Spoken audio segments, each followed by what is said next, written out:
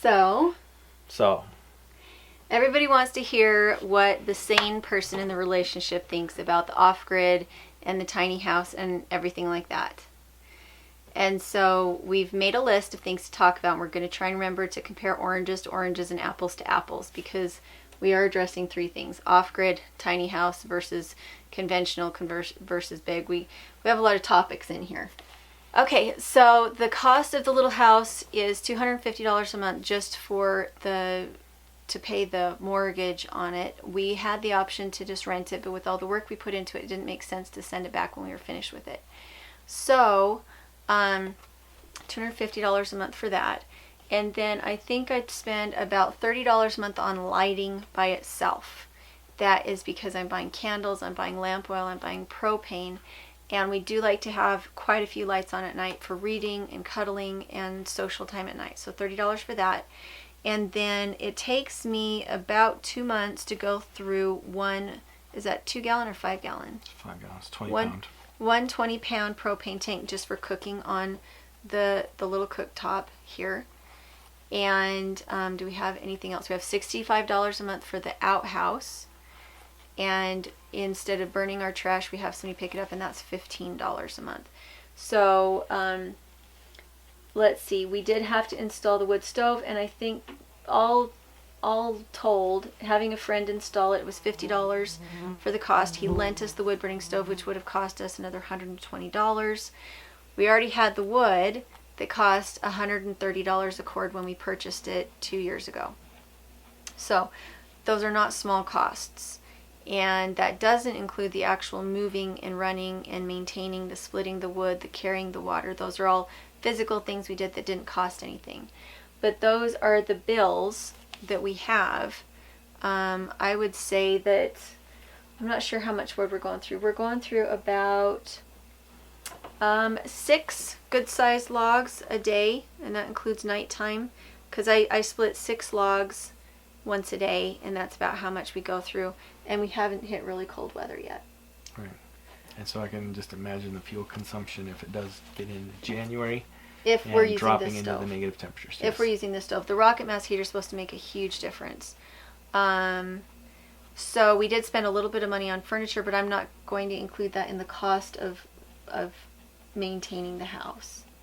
So that, and then $15 a month in just general electricity to run the fridge, to run the computer. So those are the bills for this tiny house that is off grid. And so John's bills, conventional tiny house, somewhere between $350 and $450 for a 500 square foot house. Mm-hmm. Just under 500 square feet. Sounds like it. $45 I think was the city, and $45 for electricity, etc., etc. I think were the bills. So his are a little more straightforward. They only come from a few different places. So to me, they're kind of sixes. Mine might actually be a little bit more expensive because of some of the choices that I made about lighting and that kind of thing. So what I'm doing might be more expensive. And if we were to put in something like solar at this point, it would add expense to this little house. So it's more about how you're choosing to live, not that it actually saves you money. The little house is very inexpensive as far as houses go, but it doesn't have a septic and it doesn't have electricity. It doesn't have those things. And we did a lot of the inside work ourselves, which hopefully will be something close to code when we're finished, but right now it's definitely not to code. So those are things to keep in mind. It's just, to me, it's not good or bad to have electricity. I think sometimes we replace our everyday activities with automatic machines that do it for us, and we miss out on a lot of movement and a lot of good experiences and being able to interact with the world around us.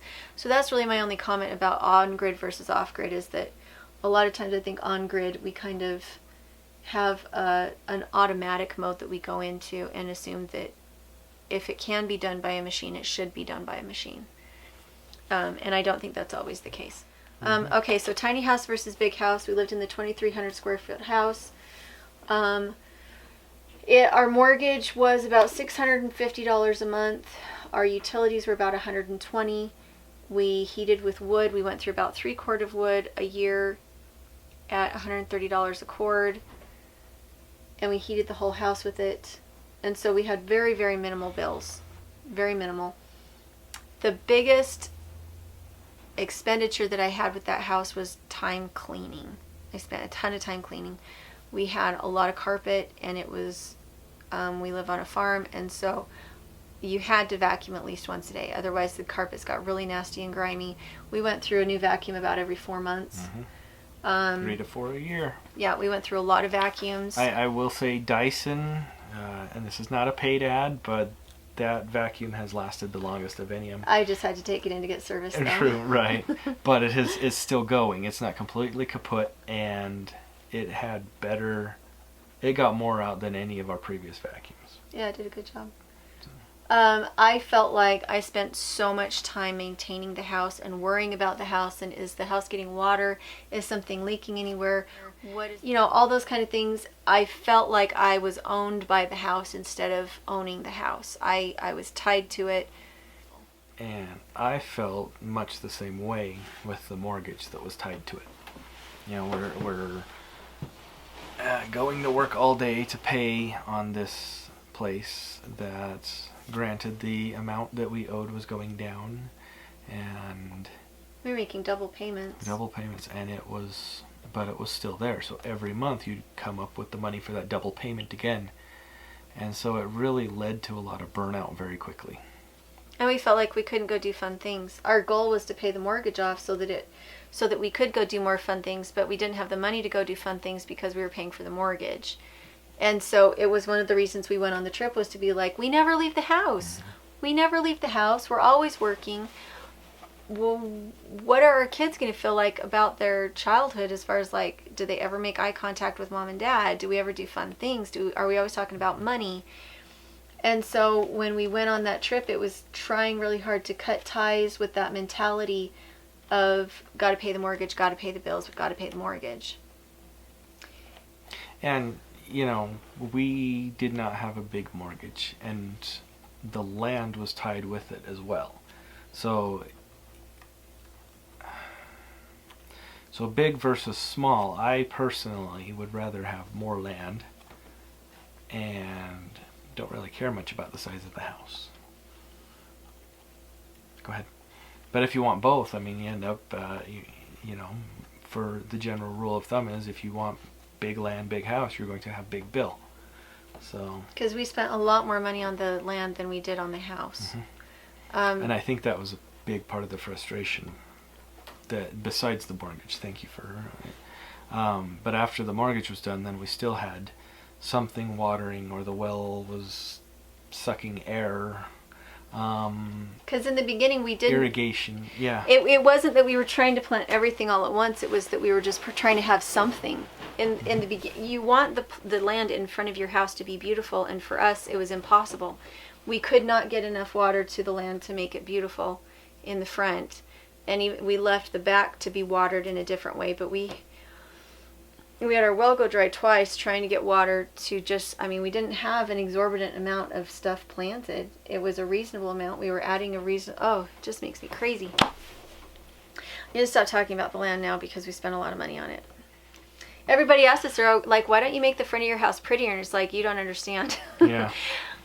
How do you make a gravel pit pretty? Well, and we couldn't get water to it. We couldn't take water off the well. We had to take it off the canal, but the canal's 150 yards to the back, and we had to find a watering system that would get that water to the front.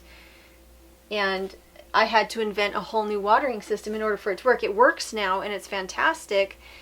But it too is not. But in the beginning, inexpensive. Yeah, it's not inexpensive. It costs us $50 a month to water. Mm-hmm.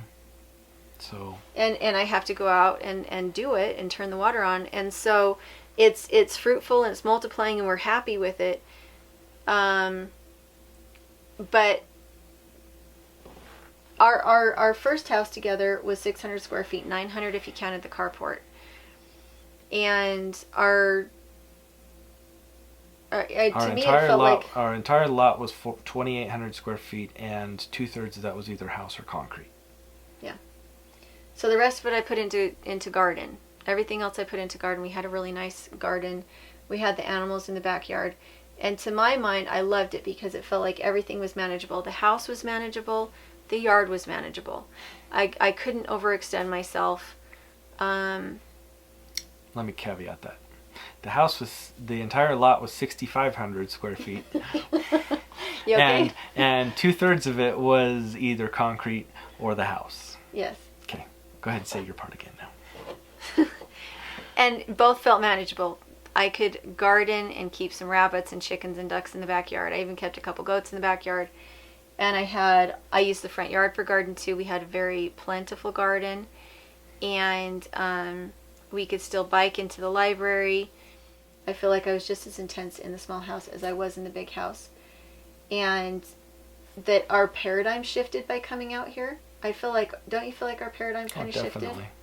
We turned from playing on the weekends to, okay, got to get serious, got to get self-reliant. And then combination of burning out on that / getting hurt doing it. Well, you didn't get hurt here. Well, you got hurt at work. Both of us were getting hurt. Exhausted. The year that we burned out was the year that was the most magnificent, where everything worked. I feel like us being able to do this has been eye-opening and educational. Good for the kids, good for us. Help us see what our priorities are and how to attain our goals. Learn what we didn't like about this property. Learn what we did like about this property. Learn what we like about the lifestyle. Learn what we didn't like about the lifestyle. Yep. We're going down the sad roads of... I'm not down sad roads. Oh, I was kind of thinking it. It's like, oh, we had... Huh? We had... We had what? I don't know. We still have all of Children had a room. We still have children. We still have children. They still have a room. I feel no regrets about not being in that house anymore.